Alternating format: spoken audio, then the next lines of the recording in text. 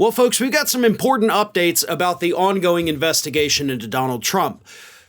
Not the documents case, not the fake elector scheme, not the one in Georgia, not the civil lawsuits that he's facing, 24 of them, I think it is. The actual one up in New York with Attorney General Latisha James, not the one in the Manhattan DA's office with Alvin Bragg. You know, it's kind of hard sometimes to keep all these investigations in order. But anyway, news out of New York, okay? Let's just put it that way. Attorney General Latisha James has reportedly rejected a settlement offer from Donald Trump's legal team to make that whole Attorney General investigation go away.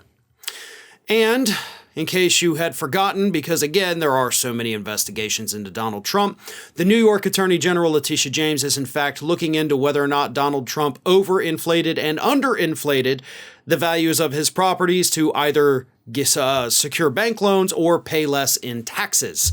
So you're looking at tax fraud, you're looking at bank fraud, but it's a civil investigation, not a criminal investigation.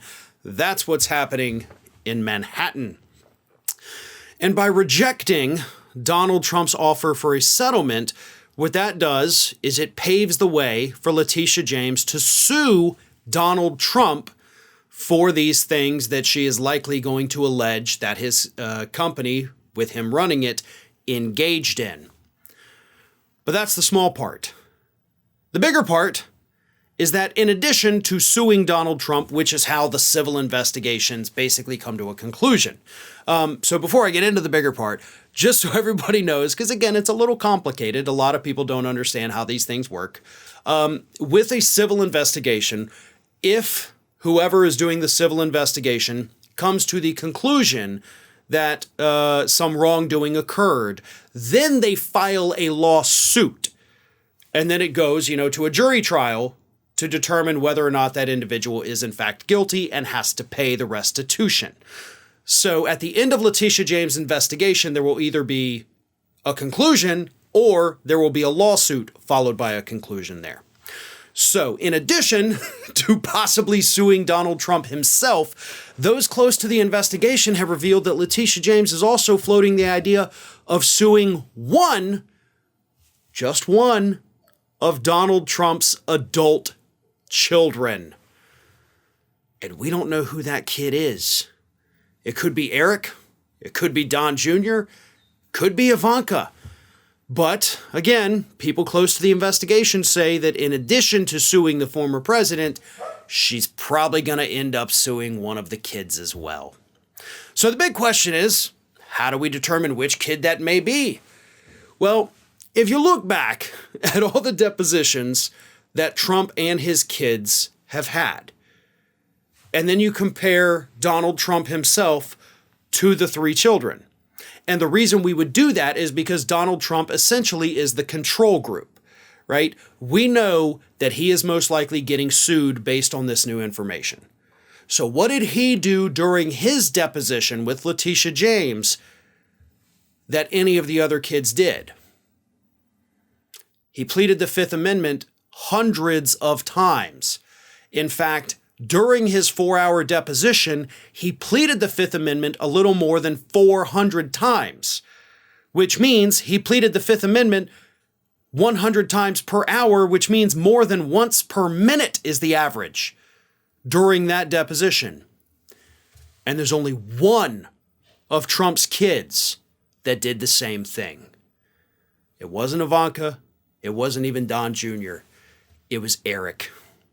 Eric was the first Trump child that actually agreed and sat for a deposition all the way back 2 years ago in 2020. And he pleaded the Fifth Amendment even more times than his father did. I think his total was up to 600 pleading the Fifth. So if we're trying to, Sherlock Holmes this and figure out which kid might end up getting sued here, my bet is on Eric because he, like his father, is the only one who pleaded the Fifth Amendment hundreds of times so as not to implicate himself in potential criminal activity. Even Junior didn't have to do that because there were no questions that he thought, oh, maybe I'm going to be a criminal if I say this. Even he didn't think that. But Eric did.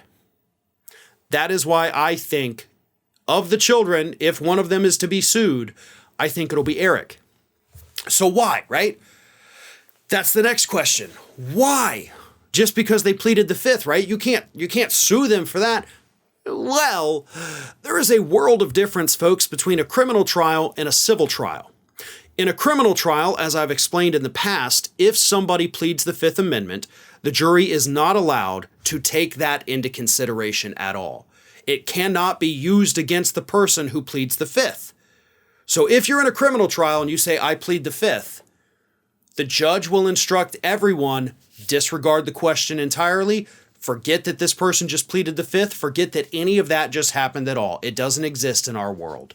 In a civil trial, which again is what this is, that's why I started off by explaining that, in a civil trial, pleading the fifth can be used against an individual.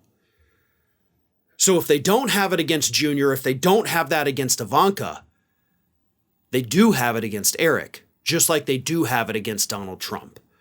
That is, of course, why I think if she sues Trump and one kid, it would be the kid that pleaded the fifth hundreds of times, because you could use that against him in the civil trial, making it more likely that you'd get a favorable verdict.